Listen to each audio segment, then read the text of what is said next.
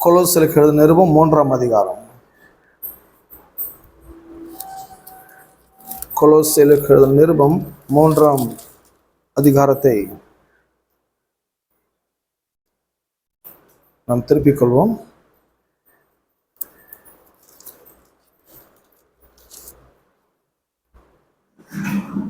மூன்றாம் அதிகாரத்தை நாம் திருப்புவோம். The new life in Christ, கிறிஸ்துவுக்குள்ளான புதிய வாழ்க்கை. 3ஆம் அதிகாரத்துடைய தலைப்பு, கருத்து என்னன்னு சொன்னா கிறிஸ்துவுக்குள்ளான புதிய வாழ்க்கை. எல்லாரும் சொல்லும், கிறிஸ்துவுக்குள்ளான புதிய வாழ்க்கை. கிறிஸ்தவர்கள் புதுவிதமான வாழ்க்கை வாழ்வதற்காக அவர்கள் தேவனால் அழைக்கப்பட்டவர்களாக இருக்கிறார்கள். ஸோ புதுவிதமான வாழ்க்கை, அது எந்த விதமான வாழ்க்கை என்பதை இப்ப பார்க்க போகிறோம் அல்லவா? புதிய வாழ்க்கை 3ஆம் அதிகாரம் அதை பற்றியது. நம்ம இதுக்கு முன்னால் என்ன பார்த்தோம் அப்படின்னு சொன்னா, முதல் 2 அதிகாரங்களை நாம் பார்த்தோம் அல்லவா? கொலோசியருக்கு நிருபத்துல முதல் 2 அதிகாரங்கள் முழுசா கம்ப்ளீட் பண்ணிட்டோம். 2 அதிகாரத்துடைய தீம் அல்லது கருத்து எந்த விதமான கருத்துக்களை பார்த்தோம் என்று சொன்னால், கிறிஸ்து மனுவர்க்கத்தின் மீட்பிற்காக என்ன செய்திருக்கிறார் என்பதெல்லாம் நம்ம தொடர்ந்து பார்த்தோம். பல மாசமாவே நாம் அதை படிச்சுட்டு வரோம். மனுவர்க்கத்தின் மீட்புக்காக கிறிஸ்துடைய அந்த செயல்கள் எல்லாம் கவனித்தோம். மனுஷன் பாவியா இருந்தான், பாவத்துக்காக கிறிஸ்து கல்வாரி சிலுவையில அறையப்பட்டு அவருடைய மரணத்தின் மூலமாக மனுவர்க்கத்துக்கு நித்திய மீட்பை அவர் ஏற்படுத்தியிருக்கிறார். நாம் எல்லாரும் இருளின் ராஜ்யத்தின் அதிகாரத்தினின்று தமது ஒளியின் ராஜ்யத்துக்கு நாம் என்ன பண்ணப்பட்டுக்கிறோம்? பிரவேசித்திருக்கிறோம். இதெல்லாம் பார்த்தோம். ஸோ ப்ரீவியஸாக நம்ம எங்க இருந்தோம், நம்ம என்ன பண்ணி எங்க வந்திருக்கிறோம்?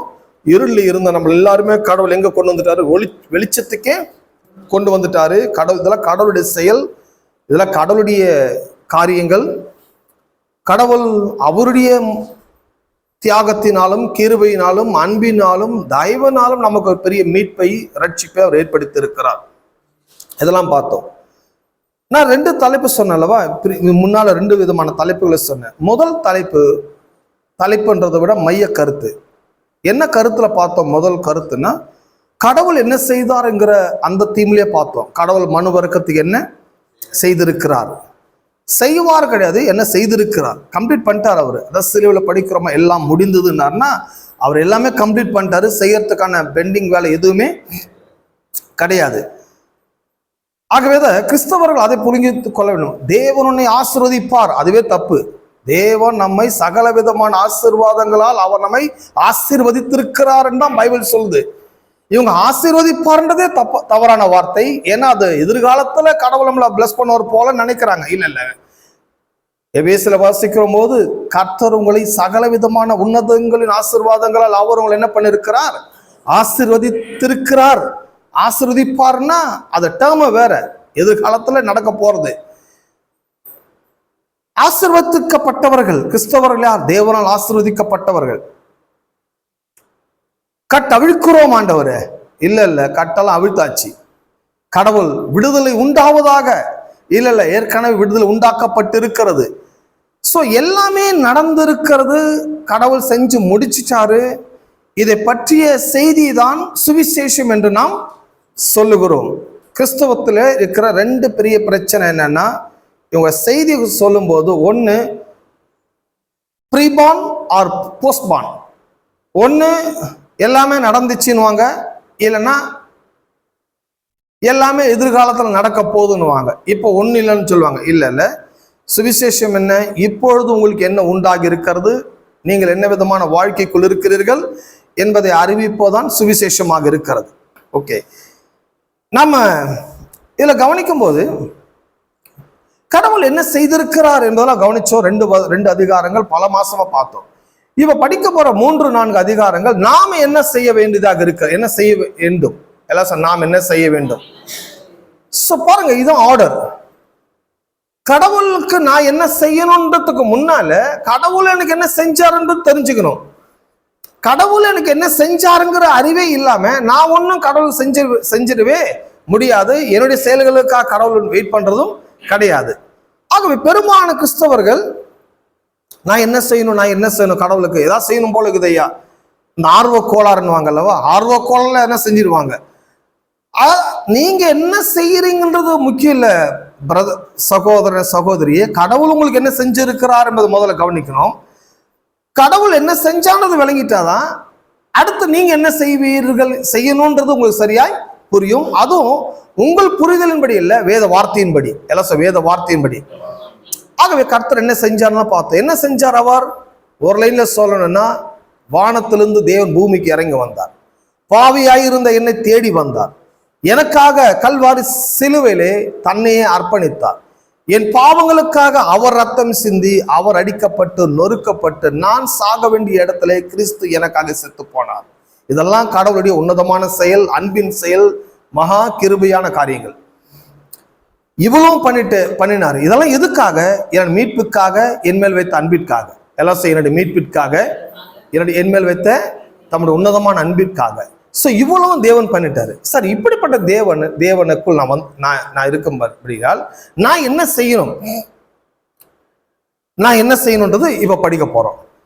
கிறிஸ்தவர்கள் என்ன நினைக்கிறாங்க? ரட்சிக்கப்பட்டியா, ஞானஸ்தானம் எடுத்துறையா, ஏதாவது செய்யணும் போல கோயிலுக்கு. இல்ல, நீங்க ரட்சிக்கப்பட்டு ஞானஸ்தானம் எடுத்தனால ஏதாவது செய்யணும்ன்றது எல்லாம் அது சரி கிடையாது. அப்படி ஒரு சட்டமும் கிடையாது. என்ன செய்யணுங்கிறத முதல்ல ஆர்டரா வாங்க. ஆர்டர் என்ன சொல்லுது? நீங்கள் யார், உங்களை பற்றிய முழு விவரங்கள் என்ன அப்படிங்கிறத இங்க 3-4 படிக்க போறோம். ஸோ 3-4 எல்லாமே வெறும் எழுத்தின் வடிவத்தில் பார்க்க போகிறோமே ஒழிய நம்ம திரைப்படத்தின் வடிவில் நம்ம என்ன பண்ண போறதில்ல, பார்க்க போவது கிடையாது. எல்லாம் எழுத்தின் வடிவத்தில். ஸோ எல்லாமே இந்த எழுத்து ரூபத்தில் பார்க்க போறோம். எழுத்து ரூபம் எனக்கு என்னென்ன ஏற்படுத்துதுன்னு சொன்னா, என்னோட கற்பனைகளை விரிவாக்குகிறது. எழுத்து என்பது ரொம்ப பவர்ஃபுல்லானது. எழுத்து என்பது மிகவும் வலிமையானது. எல்லாம் எழுத்து மிகவும் வலிமையானது. இது எந்த விதத்துல வலிமையானது அப்படின்னு சொல்றேன்னா, இந்தியாவையே நான் அழிக்க போறேன் அப்படின்னு ஏதாவது நாட்டுக்காரன் சொல்றதுனால அவ்வளவு சீக்கிரம் இந்தியாவை அழிச்சிடவே முடியாது.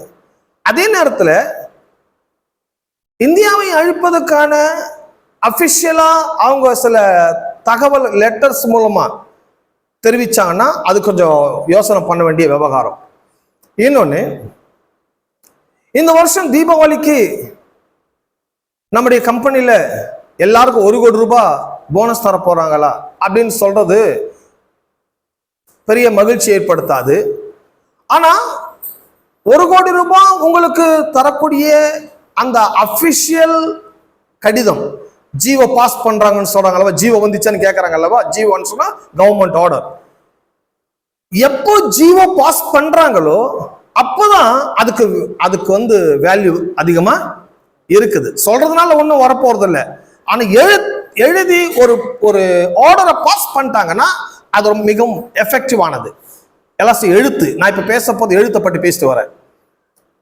சரி பிரதர், நீங்க ரொம்ப நல்லவங்களா இருக்கு, உங்களுக்கு நான் 1 லட்சம் ரூபாய் நான் தரலான்னு இருக்கிறேன்.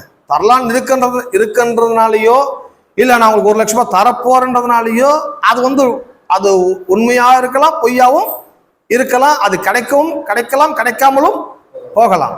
ஆனா அதே நேரத்துல 1 லட்சம் ரூபாய்க்கான காசோலையை எழுதி கையொப்பம் இட்டு கொடுத்தா, செக்கில கையெழுத்து போட்டு கையில கொடுத்தாச்சுன்னா, இப்போ அதுக்கு அந்த எழுத்து என்னை மகிழ்ச்சியாக்குகிறது. எத்தனை நம்புறீங்க? நீங்க 1 லட்சம் ரூபாய் நீங்க கரன்சி நோட்டை நீங்க இன்னும் பார்க்கல, இந்திய ரூபாயின் வடிவத்தில் நீங்க பார்க்கல, கட்டுக்கட்ட பணத்தையும் பார்க்கல. நீங்க பார்க்கறது எல்லாமே ஒரு பேப்பர் தான். அந்த பேப்பர்ல தான் 1 லட்சம் ரூபாய் இருக்குதே தவிர உங்க பாக்கெட்ல ஒரு 1/4 நயா பைசா இல்லாம இருக்கலாம். ஆனா பேப்பர்ல வந்துச்சுன்னா அது என் அக்கௌண்ட்டுக்கு வரும், என் அக்கௌண்ட்டுக்கு என் பாக்கெட்டுக்கும் வரும். இவ்வளவு தூரம் அதை டிராவல் பண்றதுக்கு எது எனக்கு ப்ரூஃப் பண்ணுதுன்னா அந்த எழுத்து. எதுவுமே நம்புறீங்க?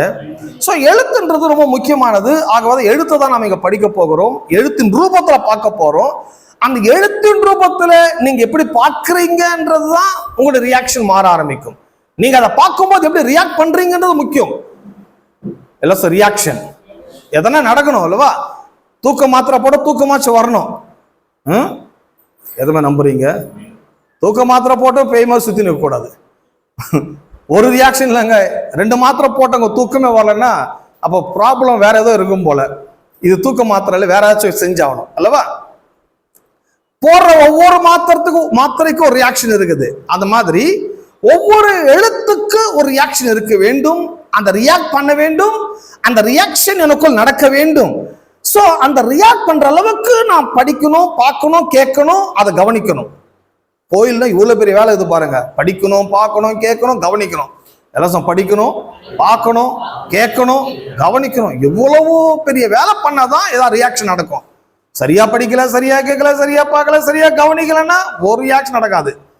கிறிஸ்தவருடைய பிரச்சனையே தாங்க. அவங்க கேட்க மாட்டாங்க, பார்க்க மாட்டாங்க, கவனிக்க மாட்டாங்க, ஆனா எல்லாம் நடக்கும்னு நினைப்பாங்க. எப்படிங்க ஏதாவது ரியாக்ஷன் இருக்க வேணாமா? நீங்க என்ன ரியாக்ட் பண்ணீங்க? ஏதாவது ரியாக்ட் பண்ணீங்கன்னா அதுக்கான விளைவுகளை நீங்க கண்டிப்பாய் அடைவீர்கள். இப்போ அந்த ரியாக்ஷனுக்காக தான் அந்த மாதிரி ரியாக்டாக தான் இப்ப பார்க்க போகிறோம். இதுல என்ன படிக்க போறோம்னா 3-4 மிக முக்கியமான ஒரு வேத பகுதி. 3-4 என்ன வேத பகுதின்னு சொன்னா, நாம் என்ன செய்ய வேண்டும் என்பதை பற்றியது. எல்லாம் நாம் என்ன செய்ய வேண்டும்.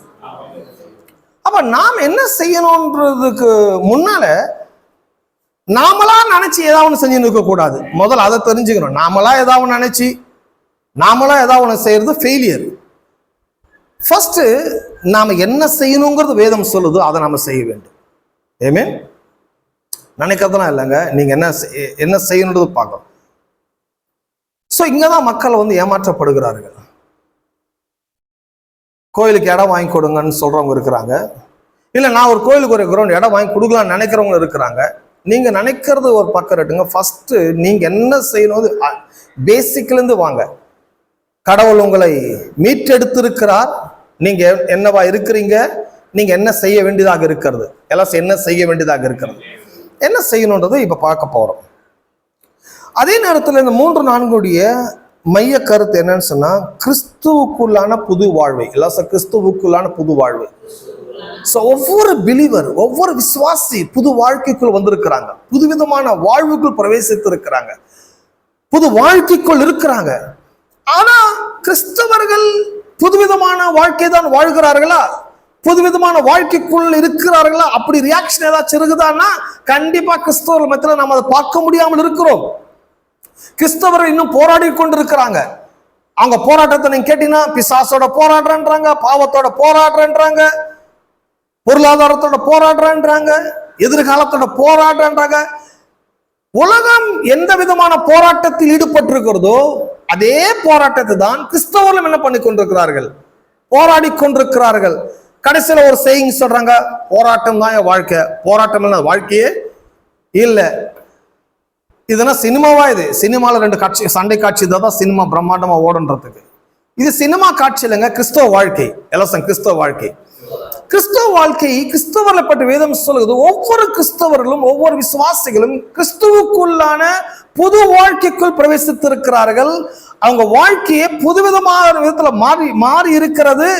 ஆனா அது இன்னும் உங்களுக்கு சேரல. அந்த புது வாழ்க்கை இன்னும் நீங்க அனுபவிக்கல அப்படின்னா இப்போ நீங்க கவனிச்சுட்டு வாங்க, இந்த வாழ்க்கையை நீங்கள் எப்படி எல்லாம் அனுபவிக்கலாம் என்றது புரிந்து கொள்ள முடியும். ஆமென். 3ஆம் அதிகாரம் என்ன சொல்லுது?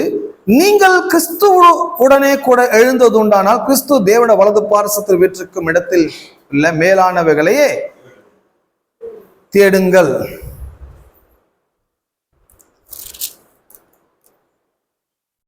அல்லவா? தெலுங்குல கொஞ்சம் நல்லா வரும். திருவள்ளு சதுலட்சுமி.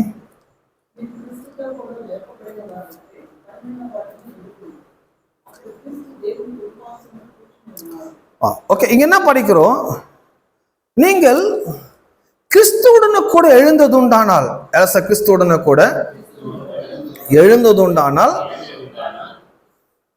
மேலானவைகளை நாடுங்கள். தேவன், கிறிஸ்து தேவனுடைய வலது பார்சத்தில் வெற்றிருக்கிறார். You died with Christ. Now the forces of the universe do not move. You have been raised in life with Christ. Now set your heart on what is in heaven, where Christ rules at God's right side. இந்த ஆங்கில Bible என்ன சொல்லுது? நீங்கள் கிறிஸ்துவுடனே கூட எழுந்ததுண்டானால், கிறிஸ்துவுடனே கூட எழுந்ததுண்டானால், இங்க என்ன எதை பேசுறாருன்னா உயிர்த்தெழுதலை பற்றி பேசுறாங்க.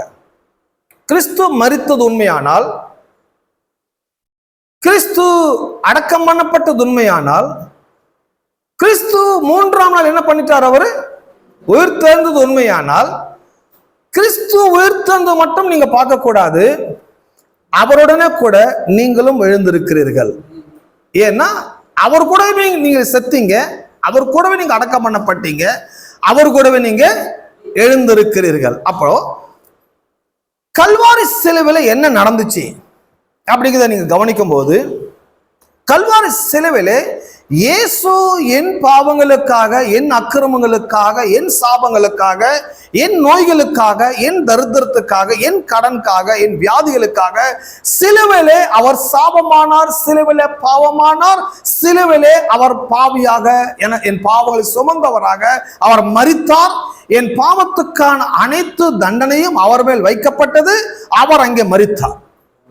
ஆமென். இது என்ன குறிக்குது? இரண்டாவது, சிலுவையில என்ன நடந்தது? இன்னொன்னு, வாஸ்தவப்படி உண்மையா சொல்ல போனா நான் தான் சாகணும், நான் தான் ரத்தம் சிந்தணும், நான் தான் அடிக்கப்படணும், நான் தான் அங்க சாபமாகணும். ஆனால் நான் சாகாமல், நான் அடிக்கப்படாமல், நான் ரத்தம் சிந்தாமல், எனக்காக, என் சார்பாக, என் பட்சமாக, எனக்காக கிறிஸ்து மரித்து, எனக்காக ரத்தம் சிந்து, எனக்காக அடக்கம் பண்ணப்பட்டு, எனக்காக உயிர்த்தெழுந்தார். அப்ப என்ன நடந்தது அங்க சிலுவையில? என்ன நடந்ததுன்னா, என்னுடைய பிரதிநிதியாக, என்னுடைய ரெப்ரசன்டேட்டிவாக இயேசு பலியானார். ஆமென். அப்ப சிலுவையில நடந்தது என்ன? வெறும் இயேசு சாகலங்க, அவரோடு கூட நானும் சாகிறேன். வெறும் இயேசு என் பாவங்களுக்காக அடிக்கப்படல, என் பாவங்களுக்காக நானும் அடிக்கப்பட்டேன். அங்க எல்லாம் எனக்கு என் சார்பாக இயேசு பண்ணிட்டாரு. நான் செலுத்த வேண்டிய கிரயத்தை, தண்டனையின் அபராதத்தை, பாவ கடனை எல்லாம் கிறிஸ்து என் சார்பாக செய்து முடித்து விட்டார். அப்போ இயேசு யார் அப்படின்னா என்னுடைய பிரதிநிதியாக இருக்கிறார், எல்லாம் பிரதிநிதியாக இருக்கிறார். அப்ப இந்த பிரதிநிதியாக கிறிஸ்து எனக்காக இவ்வளவு பண்ணிட்டு உயிர்த்தெழுந்தார் அல்லவா? உயிர்த்தெழுதல் நேரத்தில் என்ன நடந்ததுன்னா, அவருடனே கூட நானும் உயிர்த்தெழுந்தேன், எல்லாம் நானும் உயிர்த்தெழுந்தேன். அப்ப என்ன நடந்துச்சு? கிறிஸ்தவர்களுக்கு என்ன நடந்துச்சு? பாவத்துக்கான தண்டனையும் கிறிஸ்துவுடனே கூட நடந்து விட்டது. பாவத்துல நாம் மரித்து அவருடனே கூட என்ன பண்ணப்பட்டோம்? அடக்கமும் பண்ணப்பட்டோம், அவருடனே கூட எழுந்திருக்கிறோம். இந்த உயிர்த்தெழுதலை பற்றி கவனிக்கும் போது, கிறிஸ்து பரமேறி போனான்னு பாக்குறோம் அல்லவா? மேல போனது இயேசு மட்டும் நினைக்காதீங்க, மேல போனது அவரோடனே கூட நீங்களும் போயிருக்கிறீங்க. நீங்கள் அவருக்குள் இருக்கிறபடியால் அவரோட மரித்தீர், அவரோடு அடக்கம் பண்ணப்பட்டிருக்கிறீர்கள், அவரோடு உயிர்த்தெழுந்திருக்கிறீர்கள். அவர் போகும்போது உங்களை விட்டுட்டு போல, அவருக்குள் நீங்கள் இருக்கிறீர்கள். அவர் மேல போயிட்டாரு, நீங்க அவருக்குள் இருக்கிறீங்க. எல்லாம் அவர் மேல போயிருக்கிறாரு, அவருக்குள் நான் இருக்கிறேன். அது எப்படிங்க நான் இங்க தானே இருக்கிறேங்க அப்படின்னு நினைக்க கூடாது. உதாரணத்துக்கு நீங்க பாத்தீங்கன்னா, உங்களுடைய வீட்டில் இருக்கிற உங்களோட பொண்ணோ பையனோ நல்லா படிச்சுட்டு அவங்க லண்டனுக்கோ அமெரிக்காவுக்கோ வேலைக்காக போயிட்டாங்க. சார் அவங்க போயிட்டாங்களோ இல்லையோ, அந்த குடும்பத்தின் தலைவர் போயிட்டாரு லண்டனுக்கோ அமெரிக்காக்கோ, வீட்டு தலைவர் கணவரோ அப்பா, அந்த பிள்ளைகளோட அப்பா அம்மாவோ, அவங்க எவ்வளவு 1000 கிலோமீட்டர் தூரத்துல போனா கூட அவங்க ஹார்ட்ல எப்பவுமே நீங்க இருப்பீங்க, அவங்க இருதயத்துல எப்பவுமே நீங்க இருப்பீங்க. நீங்க இந்தியாவில் இருக்கலாம், ஆனா உங்க ரெப்ரசன்டேட்டிவ் எங்கெல்லாம் இருக்கிறாரோ அங்கெல்லாம் நீங்களும் இருப்பீங்க. ஸோ அவர் எங்கெல்லாம் போறாரோ அவங்க ஹார்ட்ல நீங்க இருப்பீங்க. அவங்க சாப்பிடும்போது கூட ஒரு ஃபோன் பண்ணி கேட்பாங்க, சாப்பிட்டாச்சான்னு கேட்பாங்க. ஏன்னா அவங்க உள்ளத்துல நீங்க இருக்கிறதுனால. ஸோ ஆஃப்டர் ஆல் மனிதர்கள் அந்த அன்பை இப்படிலாம் வெளிப்படுத்தும் போது பைபிள் சொல்லுது நீங்கள், எல்லாம் நீங்கள். அப்ப உங்களை பற்றி பேசுறது என்னது? நீங்கள் கிறிஸ்துவுடனே கூட எழுந்ததுண்டானால் அப்படின்னா, அப்ப நான் எப்போ செத்த எழுந்துறதுக்கு, நான் எப்போ அடக்கம் பண்ணப்பட்டு எழுந்து போறதுக்குன்னா, கிறிஸ்து எப்போ மரித்தாரோ அப்போ நீங்க மரித்தீங்க. அவர் விசுவாசித்தபடியால், அவர் அடக்கம் பண்ணப்படும்போது நீங்கள் அடக்கம் பண்ணப்படுகிறீர்கள், அவர் உயிர்த்தெழும்போது நீங்களும் உயிர்த்தெழுந்திருக்கிறீர்கள். அதை நம்புங்கன்றாங்க. முதல்ல அந்த அளவுக்கு ரெனியூல் பண்ணுங்கன்றாங்க. கிறிஸ்து தேவனுடைய வலது பார்சத்தில் வீற்றிருக்கிறபடியா, வலது பார்சல் வீற்றிருக்கும் இடத்தில் உள்ள மேலானவைகளையே தேடுங்க. அப்ப என்ன சொல்றாங்க? ரொம்ப ஹையர் லெவலா திங்க் பண்ணுங்க, ஹையர் லெவலா யோசிங்க, உயர்தரமான சிந்தனைகள், உயர்தரமான எண்ணங்களை கொண்டு வாங்க. இந்த உலக பிரகாரமாய் சிந்திக்காதீங்க, உலக பிரகாரமாய் யோசிக்காதீங்க. கடவுள் உன்னதத்தில் இருக்கிறார், உன்னதத்தில் இருக்க தேவன வலது பார்சத்தில் வீற்றிருக்கிறார். நீங்களும் அவரோடு கூட இருக்கிறபடியால் நீங்கள் எப்பவுமே உயர்ந்தவர்களையே யோசனை பண்ணுங்க, உயர்ந்தவர்களே சிந்தனை பண்ணுங்க. கிறிஸ்தவ வாழ்க்கையே உயர்ந்த சிந்தனையும் உயர்ந்த யோசனைகள் பற்றியதாக இருக்கிறது. அப்போ நான் ஒரு காரியத்தை யோசிக்கணும், ஒரு காரியத்தை சிந்தனை பண்ணணும்னா எனக்கு அதை பற்றின விதை எனக்கு வேணும், அல்லது அதற்கான ஆதாரம் எனக்கு வேண்டும். ஏதாவது ஒன்று கற்பனை பண்றதுக்கு எனக்கு எந்த ஆதாரம் இல்லாம நான் என்ன பண்ண முடியாது, கற்பனையே பண்ண முடியாது. ஒரு சின்ன ஆதாரம், ஏதாவது ஒன்று ஆதாரம் இருக்கணும். நீ நல்லா ஆயிடுவ, உன் நோய் குணமாயிடும் அப்படிங்கிறது யாராச்சும் ஒருத்தர் சொல்லி நான் நல்லா ஆயிடுவேன்றதாச்சும் நான் யோசனை பண்ணி பார்க்கணும், நான் குணமாயிடுவேன்றதாச்சும் திங்க் பண்ணி பார்க்கணும். ஸோ நீ சீக்கிரமா போயிடுவ, உன் நிலைமை ரொம்ப மோசமா இருக்குது, இப்படிலாம் பேச்சு கேட்டுட்டே இருக்கும்போது நான் என்ன திங்க் பண்ணுவேன்? போயிடுவோம் போல அப்படிதான் திங்க் பண்ணுவேன். ஸோ நான் எதை ஒன்றை உயர்ந்ததையோ